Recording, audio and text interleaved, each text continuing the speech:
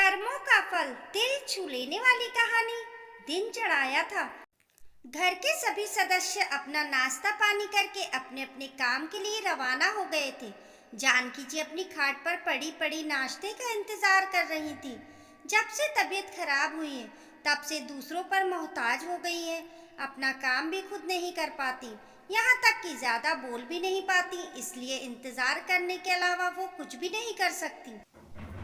पता नहीं कब शांति आएगी और उन्हें रोटी नसीब होगी। शांति इस घर में काम करने आती है, वही जानकी जी को नहला धुलाकर खाना खिलाकर जाती है, वरना उनकी बहू मोनिका तो कमरे में आकर भी नहीं झांकती। तभी दरवाजे की घंटी बजी। उन्हें लगा कि शांति आ गई, लेकिन तभी उनके कमरे में उनकी बेटी मेघा आ गई।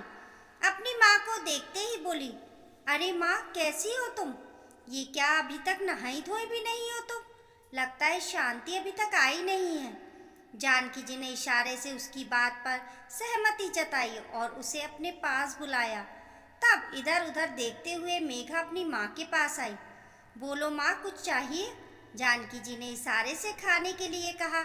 इशारे को समझते ही मेघा को गुस्सा बहुत आया। घर में भाभी मौजूद है, लेकिन माँ अभी तक भूखी है, जबकि बीमारी में उन्हें दवा और खाना सही टाइम पर चाहिए होता है, तभी तो जल्दी ठीक होंगी। वहीं जानकी जी के पास बैठे बैठे जोर से अपनी भाभी को आवाज लगाई, भाभी ओ भाभी, जरा इधर तो आना। आवाज सुनकर मोनिका कमरे में आई और बड़ी ही शांति से बोली, क्या हुआ मेघा जी, ऐसे क्यों चिल्ला रही हो? उसे इतना शांति से बात करते देखकर मेघा चिढ़ गई और बोली, ये क्या, अभी तक माँ नहाई तक नहीं है और ना ही उन्हें अभी तक खाना दिया गया है। उसकी बात सुनकर मोनिका बोली, वो शांति अभी तक आई नहीं है। ये सुनकर मेघा भड़क गई। शांति नहीं आई है तो आप खिला नहीं सकती थी क्या? आखिर आपकी भी तो सास है, सास भी माँ ही होती है। अच्छा, कब से? और मैं मुफ्त की रोटी खाने वाली इन्हें रोटी कैसे खिला सकती हूँ? मोनिका ने मुस्कुराहट के साथ मेघा को कहा तो मेघा झेप गई, पर मोनिका ने कोई बहस करना ठीक नहीं समझा और सिर्फ इतना ही कहा, आपकी माँ है तो चिल्लाने की जगह आप कर दीजिए। रही बात खाना खिलाने की, तो रसोई घर कहाँ है, कौन सा सामान कहाँ रखा है, वो भी आपको पता है। मेरी जरूरत कहाँ है? कहकर मोनिका चुपचाप अपने कमरे में चली गई। मेघा खुद ही उठी और चुपचाप रसोई में से अपनी माँ के लिए पहले खाना लेकर आई और उन्हें खाना खिलाने लगी।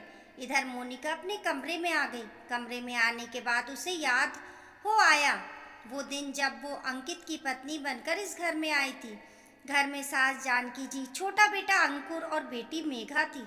जानकी जी का स्वभाव बिल्कुल दबंग था। उनके आगे घर में किसी की नहीं चलती थी। उन्हें मोनिका सिर्फ काम करती हुई अच्छी लगती थी। उसका आराम करना उन्हें कभी पसंद नहीं आता और उनका साथ देती थी उनकी बेटी मेघा।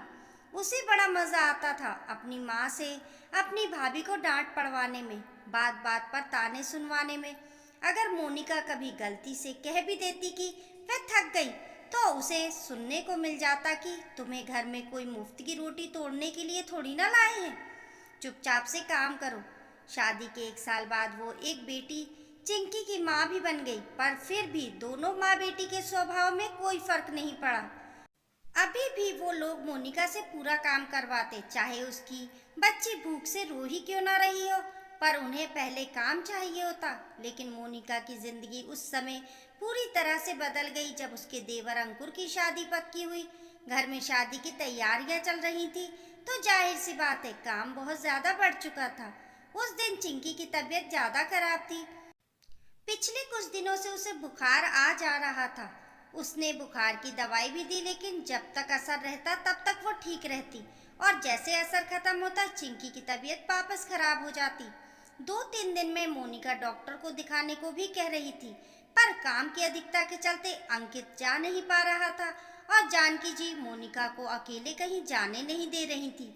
उनका सिर्फ एक ही तकिया कलाम था, अरे बच्चे हैं, हारी मारी चलती रहती है, अब छोटी छोटी चीजों के लिए डॉक्टर के पास थोड़ी ना जाएंगे, जा चुपचाप काम कर। पर उस दिन चिंकी रोई जा रही थी, यहाँ तक कि दूध भी नहीं पी रही थी, लेकिन जानकी जी का मन नहीं पसीज रहा था। मोनिका उसे गोद में लेकर दूध पिलाने की कोशिश कर रही थी तो जानकी जी ने डांट दिया। अरे घर में शादी का काम है और तू बार बार बच्चे को लेकर बैठ जाती है।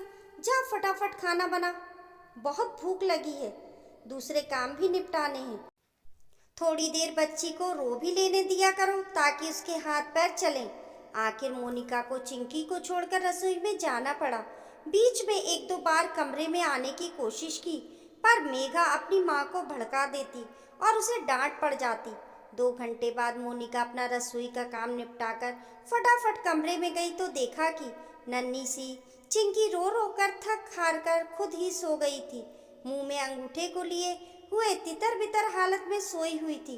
अपनी 5 महीने की बेटी को देखकर मोनिका की आंखों में आंसू आ गए। उसकी आंखों का फैला हुआ काजल बता रहा था कि कितना रोई होगी, लेकिन घर में आखिर सुनने वाला कौन था। तभी बाहर से जानकी जी की आवाज आई। अरे ओ बहू, कहाँ चली गई? जरा जल्दी से चाय तो बना कर लेकर आ। अभी तो खाना खाया है, अब फिर से चाय? मोनिका ने मन ही मन सोचा पर इस बार उसका मन नहीं माना। आखिर अपनी बेटी को ऐसे कैसे छोड़ सकती थी। उसने सोचा कि मैं अभी इसे दूध पिलाकर ही जाऊंगी, आज चाहे माँ जी 10 बात ही क्यों ना सुनाए। वो चिंकी के पास जाने लगी तो मेघा कमरे में आ गई। भाभी, आपको सुनाई दे रहा है या नहीं? जल्दी से चाय बना दो, हम लोगों को बाजार भी जाना है। तो मोनिका ने उससे कहा, मेघा जी आज चाय आप बना लीजिए, मैं अभी चिंकी को दूध पिलाऊंगी। मोनिका का जवाब सुनकर मेघा जानकी जी को आवाज लगाते हुए बोली, माँ, भाभी चाय बनाने से मना कर रही हैं। सुनकर जानकी जी गुस्से में कमरे में आ गई और बोली, क्यों री, तेरी इतनी हिम्मत कि तू काम करने से मना करे? तुझे इस घर में मुफ्त की रोटी तोड़ने के लिए लाए हैं क्या? जाकर चुपचाप से चाय बना। लेकिन मोनिका वहां से हटी तक नहीं और जाकर चिंकी के पास बैठ गई। जानकी जी फिर बोली, हाय राम, देखो तो इसकी हिम्मत, मेरी बात कौन सुना कर रही है? अरे थोड़ी देर दूध नहीं पिएगी तो मर नहीं जाएगी तेरी बेटी। सुनकर मोनिका के तन बदन में आग लग गई। आखिर जोर से चिल्लाते हुए बोली, बस माँ जी, बहुत बोल दिया आपने। अगर इतना ही है तो अपनी बेटी से चाय बनवा कर पी लीजिए।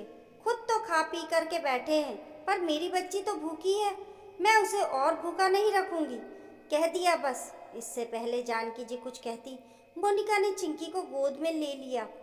लेकिन ये क्या, चिंकी तो कोई हलचल ही नहीं दिखा रही थी। उसने 2-3 बार चिंकी को हिलाया डुलाया भी, लेकिन चिंकी के शरीर में हलचल नजर ही नहीं आ रही थी। मोनिका जोर से चिल्लाई। उसकी आवाज सुनकर जानकी जी और मेघा भी घबरा गई। दोनों बुत बनी खड़ी रह गईं, पर उनसे कुछ करते न बना। मोनिका अपनी बच्ची को गोद में उठाए बदहवास सी घर के बाहर की तरफ दौड़ी और पड़ोसियों की मदद से चिंकी को लेकर हॉस्पिटल पहुंची। वहां पता चला कि चिंकी को निमोनिया हो गया है और उसकी हालत क्रिटिकल है। धड़कनें भी काफी कम रह गई हैं। डॉक्टर्स भी चिंकी को बचाने की कोशिश में लग गए, लेकिन जब तक अंकित और अंकुर हॉस्पिटल पहुंचे तब तक चिंकी ने दम तोड़ दिया। उस दिन का सदमा ऐसा बैठा कि आज मोनिका पूरी तरह से बदल गई। हालांकि इसके बाद वो 2 और बच्चों की मां बनी, लेकिन अपनी उस 5 महीने की मासूम बच्ची का दम तोड़ना वो आज तक नहीं भूली।